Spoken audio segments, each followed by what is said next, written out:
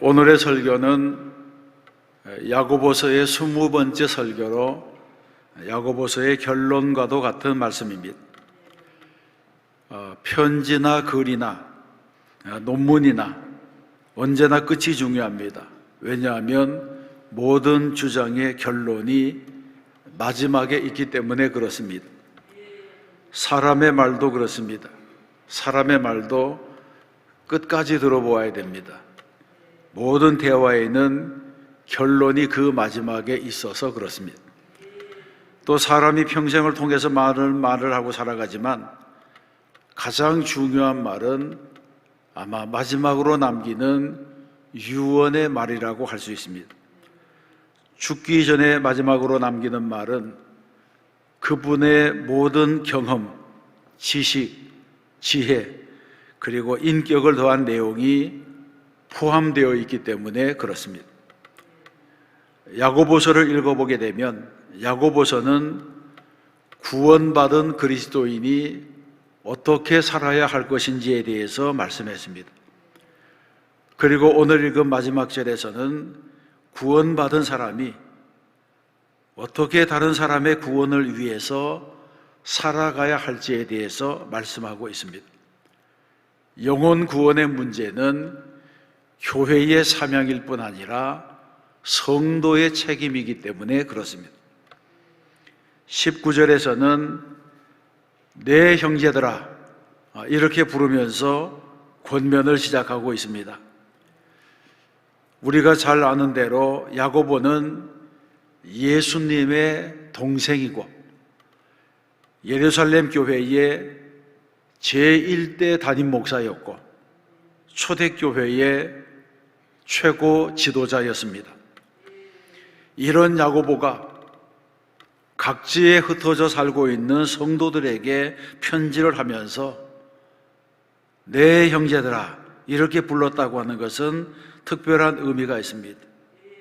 이것은 야고보가 교회 안에서의 관계를 수직적으로 보지 아니하고 수평적으로 보고 있다고 하는 것을 말해주는 것입니다. 이것은 중요한 관점입니다.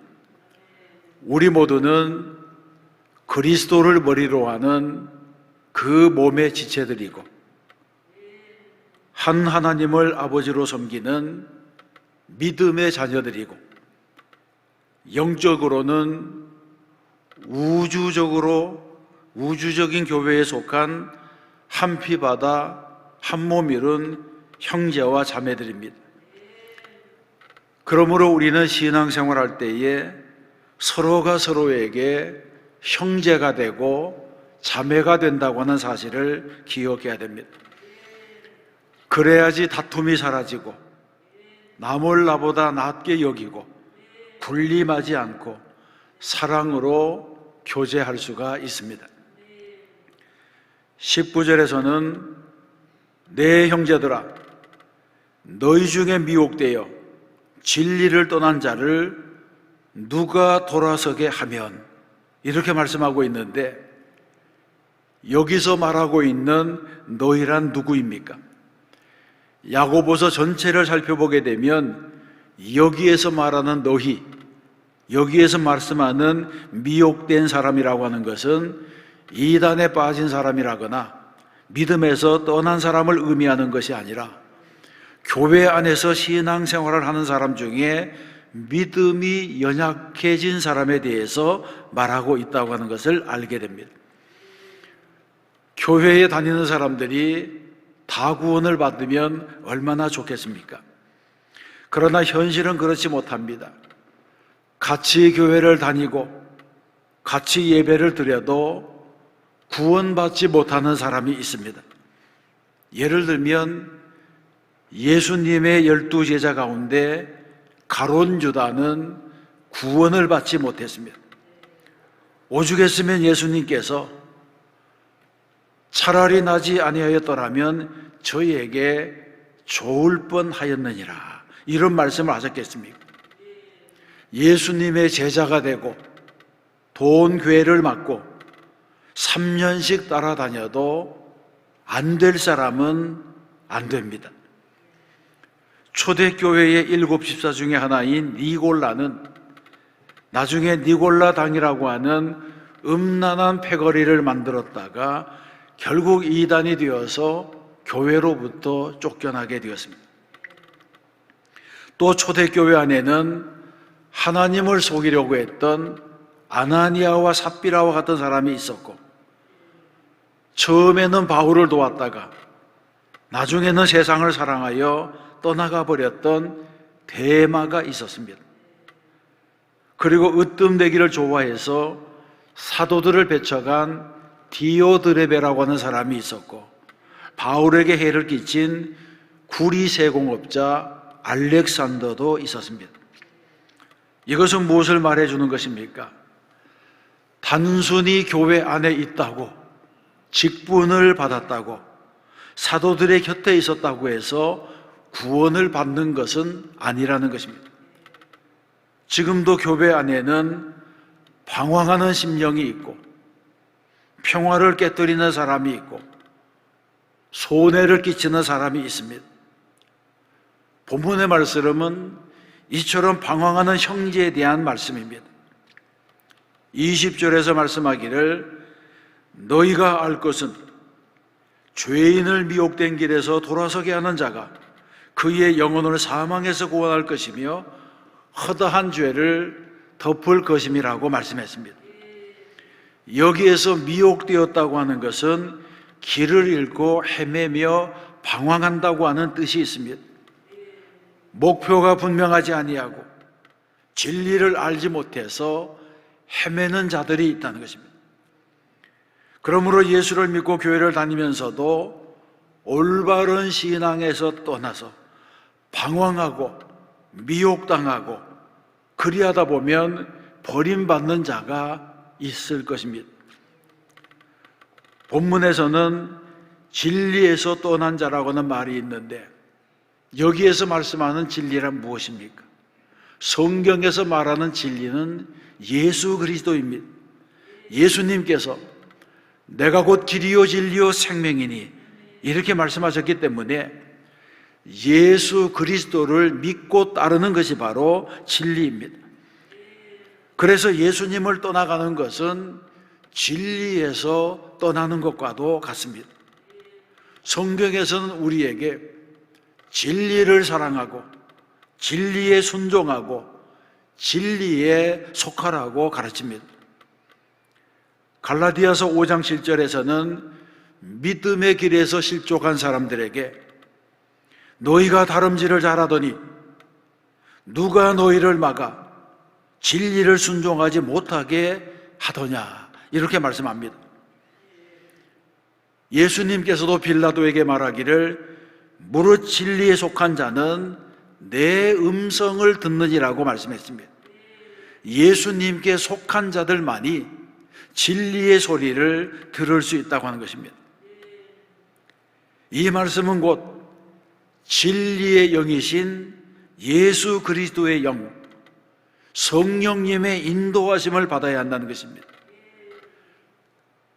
그런데 왜 많은 사람들이 예수를 믿으면서도 진리에서 떠나가는 것입니까?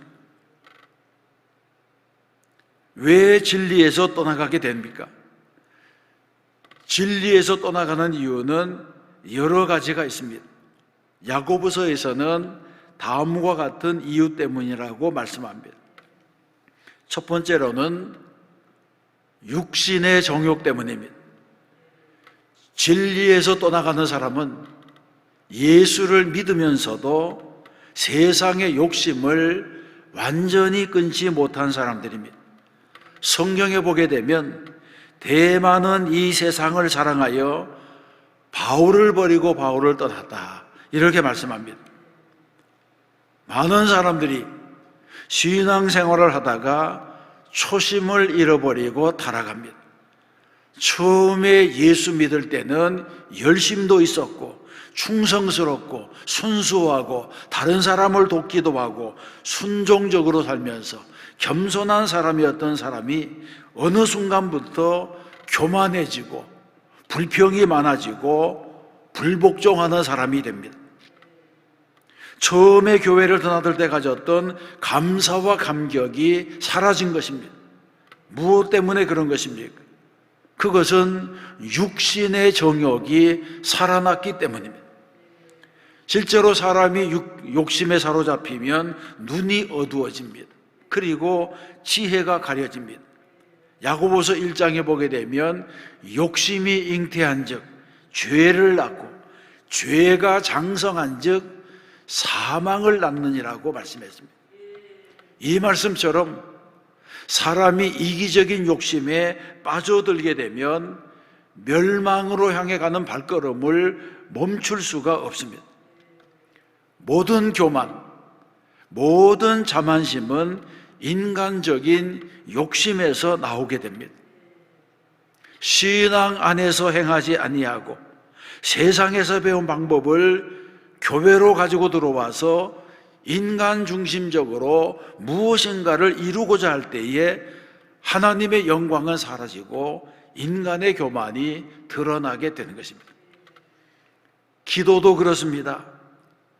은혜 받았을 때에 감사와 감격으로 드리던 기도가 어느 순간인가 권리를 주장하며 청구하는 기도가 됩니다. 욕심에 매인 기도가 됩니다. 이런 기도는 구하여도 받지 못함은 정욕으로 쓰려고 잘못 구하기 때문이라, 이 말씀처럼 하나님과 나 사이에 은혜의 통로를 가로막는 탐욕의 벽이 되고 맙니다. 진리에서 떠난 사람에게 나타나는 징조는 욕심입니다. 이기적입니다. 그리고 정욕입니다. 이 마음이 자라나게 되면 사망에 이를 만큼 타락하게 되는 것입니다. 그렇습니다. 사람이 욕심에 이끌리게 되면 옳고 그름을 판단할 때, 정의와 불의를 선택할 때에 진리의 편에 서지 아니하고 이익의 편에 서게 됩니다. 그래서 점점 하나님으로부터 멀어지게 되고 옛사람으로 돌아가게 됩니다. 갈라디아서에 보게 되면 갈라디아서에서는 구원받은 성도를 향해서 그리스도 예수의 사람들은 육체와 함께 그 정욕과 탐심을 십자가에 못 박았느니라고 말씀했습니다. 구원받았습니까? 그렇다면 육체의 정욕, 육체의 탐심을 십자가에 못 박아야 합니다. 그래야지 우리는 진리 안에 바로 설 수가 있는 것입니다. 두 번째, 사람들이 진리를 떠나는 이유는 신앙을 추상화하기 때문에 그렇습니다. 진리를 떠나는 사람은 신앙을 추상화합니다. 신앙을 지식으로 생각합니다. 많이 배우고 많이 알고 오래 믿으면 신앙생활을 잘하게 될 줄로 생각합니다. 그러나 신앙생활은 그렇지 않습니다. 성경에 보게 되면 먼저 된 자가 나중되고 나중된 자가 먼저 될 수 있다고 말씀합니다. 먼저 믿은 것은 계급이 아닙니다. 성경 공부를 많이 하고 제자 훈련을 많이 받아서 지식이 늘었다고 해서 내 신앙조차도 정비례해서 성장하는 것은 아닙니다. 그럼에도 불구하고 사람들은 성경에 대한 지식, 교리에 대한 이해, 여러 가지 훈련을 받은 경험이 자신의 신앙의 수준을 결정하는 줄로 압니다. 그러나 그런 것만으로는 신앙이 자라지 못합니다. 부흥회 때에 받은 은혜가 2달을 못 가는 이유가 무엇입니까? 신앙의 성장은 지식을 쌓고 감격을 경험하고 눈물을 흘린 것만으로는 충분하지 않기 때문입니다. 그러면 어떻게 해야지 우리의 신앙이 자라납니까? 우리의 신앙이 자라나려면 순종해야 됩니다. 순종이 비결입니다. 깨달았으면 그 깨달은 것을 행해야 합니다. 듣는 것만으로는 안 됩니다. 행함이 뒤따라야 합니다. 아무리 부흥의 테이프를 사다가 듣고 유명한 목사님들의 설교를 TV로, 인터넷으로 듣는다고 하더라도 여전히 옛사람 그대로이고 부정직하고 불손하고 교만하고 악의에 가득 차고 회개하지 못하고 용서받지 못한 죄가 심령 속에 가득하게 되면 그 많은 설교가 무슨 유익이 되겠습니까? 우리의 구원은 전인적인 구원입니다. 입만 구원받고 귀만 구원받지 못합니다. 듣는 것보다 중요한 것, 깨닫는 것보다 중요한 것은 행하는 것입니다. 그래서 성경에서는 행함이 없는 믿음은 그 자체가 죽은 것이라고 말씀했습니다. 예를 들면 하나님께서는 예배하는 자들을 찾으신다. 영과 진리로 예배하는 자를 기뻐하신다. 이런 말씀을 듣고 깨달았으면 그 순간부터 예배하는 사람이 되어야 합니다. 또 성경에서 수입의 10의 1을 하나님께 드리라고 하는 설교를 듣고 깨달았으면 11조 생활을 해야 합니다. 수입의 11조를 드리고 시간의 11조를 드리고 헌신의 11조를 드리고 그리고 인생의 11조를 드려야 됩니다. 11조를 드리는 정신은 하나님께서 내게 주신 이 모든 은혜를 내가 무엇으로 보답할까? 이런 마음, 이런 감사의 정신에서 나오는 것입니다. 그러므로 진리의 말씀을 듣고 그 말씀에 순종할 때에 그 진리의 말씀은 가치가 있습니다. 순종하지 못하는 깨달음은 나에게 진리가 되지 못합니다. 야고보서에서는 신앙을 추상적인 것으로 보지 아니하고 구체적이고 실제적인 것으로 보았습니다. 그래서 아는 것으로 그치고 말하는 것으로 그치는 것은 진리가 아니라고 말씀합니다. 그래서 야고보서 2장에 보게 되면 만일 형제나 자매가 헐벗고 일용할 양식이 없는데 너희 중에 누구든지 그에게 이르되 평안히 가라, 덥게 하라, 배부르게 하라 하며 그 몸에 쓸 것을 주지 아니하면 무슨 유익이 있으리오라고 말씀했습니다. 진리를 추상화하고 진리를 교리화하고 객관화하게 되면 결국에 남는 것은 신앙의 껍데기만 남고 진실한 믿음은 찾아볼 수가 없게 됩니다. 그래서 이런 믿음이야말로 외식하는 믿음이 되고 마는 것입니다. 이런 성도를 향해서 세상 사람들이 행함이 없는 내 믿음을 내게 보이라 이렇게 조롱하게 되는 것입니다. 세 번째 진리를 떠나는 이유는 내 힘만으로 믿으려고 하기 때문입니다. 믿음은 은혜의 사건입니다. 내가 믿으려고 한다고 믿어지지 않는 것입니다.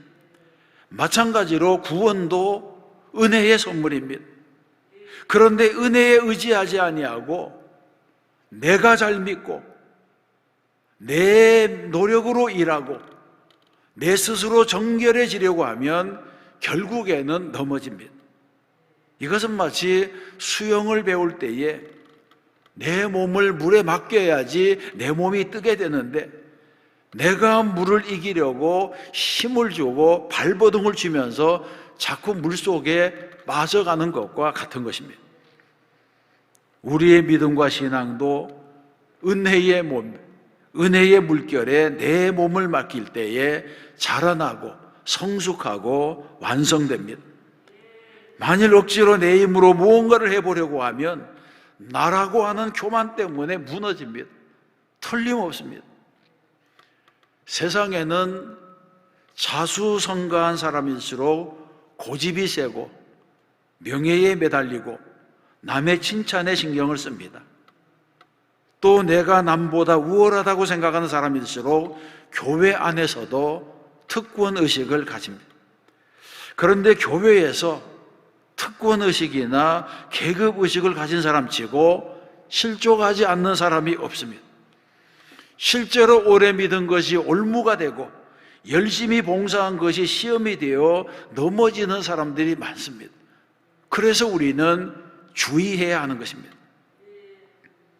성도는 무슨 일을 하든지 하나님 앞에서 해야지, 사람 앞에서 하게 되면 사람이 알아주지 아니할 때에 낙심하게 됩니다. 그리고 무슨 일이든지 하나님의 은혜로 한 일이 아니라 내 힘으로 했다, 이렇게 생각하기 때문에 더욱 시험거리가 됩니다. 모든 교만이 나로부터 나오기 때문입니다. 그래서 내 곡간, 내 곡식, 내 물건, 내 영혼을 주장하는 사람이 되는 것입니다. 이것을 신앙적으로 정의하면 진리에서 멀어졌기 때문입니다. 주님에게서 멀어졌기 때문입니다. 은혜를 은혜로 알지 못하기 때문입니다. 은혜를 아는 사람은 은혜 앞에서 고개를 숙이게 됩니다. 코람데오라고 하는 말씀처럼 나는 하나님 앞에서 살아가는 존재라고 하는 그런 정신을 가지고 삽니다. 그래서 은혜를 아는 사람은 높아져도 교만의 함정에 빠지지 않게 되는 것입니다. 혹시 이 교회가 못마땅한 분이 있습니까? 목회자가 못마땅한 분이 있습니까? 교회 안에 있는 그 누군가가 못마땅한 분이 있습니까? 그렇다면 이 교회에 처음 발걸음을 들여놓았을 그때를 생각해 보세요. 나는 아무 수고를 한 것이 없는데 누군가가 헌신하여 세워놓은 이 교회에 들어왔던 그 첫날을 생각해 보세요. 그런 생각을 하게 되면 교만할 일이 하나도 없습니다. 모든 것이 은혜이고 감사할 뿐입니다. 가룟 유다는 예수님의 12제자 중에 하나였습니다. 그런데 예수님께 받은 마지막 평가가 어떤 것입니까? 인자를 파는 그 사람에게는 화가 있으리로다.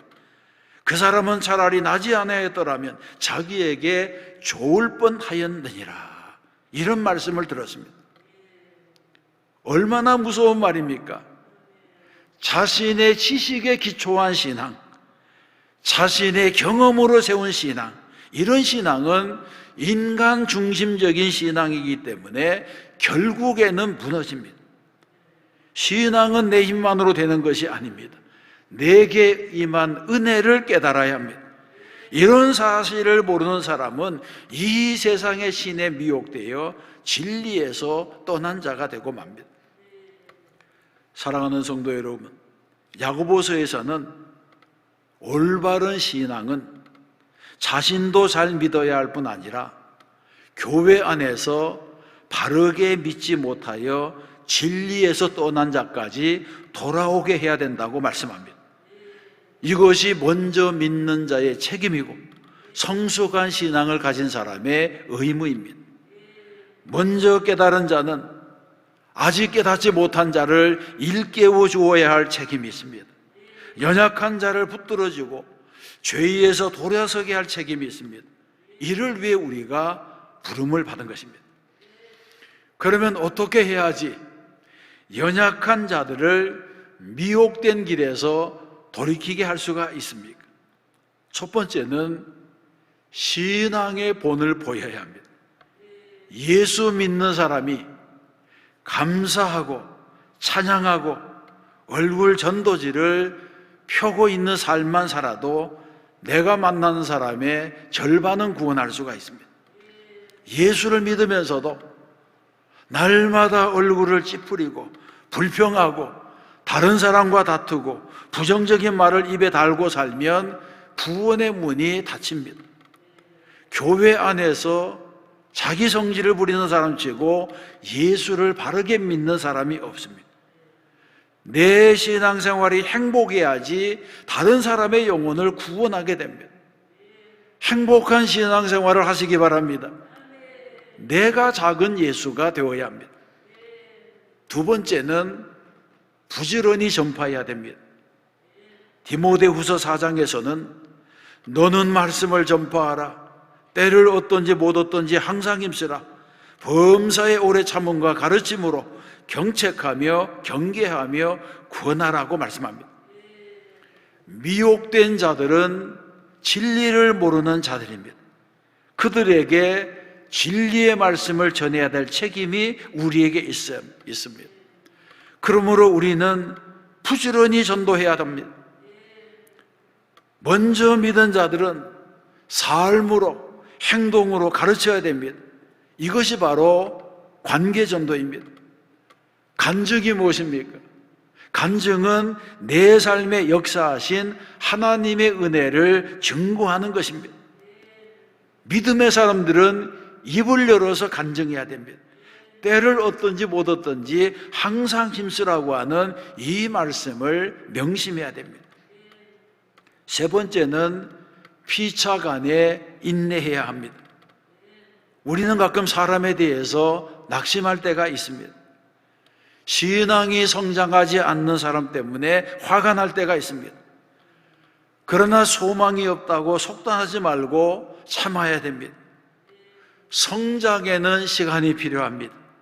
더디게 성장하더라도 인내하며 기다려 주어야 합니다. 더 나아가 성도들은 교회 안에서 피차간에 인내해야 됩니다. 내 생각으로 다른 사람을 평가하지 말고 눈높이를 맞추고 이해하려는 너그러운 마음을 가져야 됩니다. 이런 따뜻한 마음이 교회 안에 있을 때에 하나님의 나라가 확장되고 구원받는 영혼이 넘쳐나게 될 줄로 믿습니다. 이미 말씀드린 것처럼 이 야고보서는 불신자들에게 주신 말씀이 아니라 이미 구원받은 성도들에게 주시는 말씀입니다. 그래서 야고보서에서는 구원받은 그리스도인이 이 땅에서 어떻게 살아가야 할지에 대해서 말씀합니다. 그래서 먼저 믿은 그리스도인들에게 의심 없는 믿음을 가지라, 시험을 참고 이기라, 행함이 있는 믿음을 보이라, 말에 실수가 없는 사람이 되라, 주 앞에서 겸손한 사람이 되라, 고난 중에 기도하라, 거듭해서 말씀하고 있습니다. 왜 이렇게 말씀하시는 것입니까? 그것은 불신자들이 우리의 말에 설득을 당하는 것이 아니라 우리의 행함이 있는 믿음을 보고 따라 나서기 때문입니다. 그러므로 먼저 믿은 우리가 구별된 삶을 살고 경건한 삶을 살고 말씀에 순종하는 삶을 살아야지 구원의 문이 열리게 되는 것입니다. 20절에서 말씀합니다. 너희가 알 것은 죄인을 미혹된 길에서 돌아서게 하는 자가 그의 영혼을 사망에서 구원할 것이며 허다한 죄를 덮을 것임이라고 했습니다. 여러분, 이것이 얼마나 중요한 말씀입니까? 죄인을 미혹된 길에서 돌아서게 하는 것은 그 사람에게 지식을 더해주는 것이 아니고 물질을 더해주는 것이 아니고 육체를 돌봐주는 일이 아닙니다. 그것은 영혼을 구원하는 일이고 생명을 구원하는 일입니다. 그리고 죄인들이 지금까지 지어온 죄를 덮어주고 죄의 씻음을 받게 하는 일이 되는 것입니다. 주님은 우리에게 이러한 헌신을 요구하고 계십니다. 행함이 있는 믿음으로 구원의 복을 더하라고 하는 것입니다. 교회의 사명이 무엇입니까? 교회의 사명, 먼저 믿는 자의 사명이 영혼 구원에 있다고 하는 말씀입니다. 우리의 믿음은 교회 안에만 갇혀 있는 믿음이 되어서는 안 됩니다. 세상에 나아가서 행함이 있는 믿음으로 영혼을 구원하는 성도가 되어야 합니다. 우리는 하나님을 기쁘시게 하고 세상을 아름답게 하는 성도가 되어야 하는 것입니다. 또 한 주간 말씀 따라 살고 믿음으로 살아 승리하는 저와 여러분 되시기를 주님의 이름으로 축원합니다.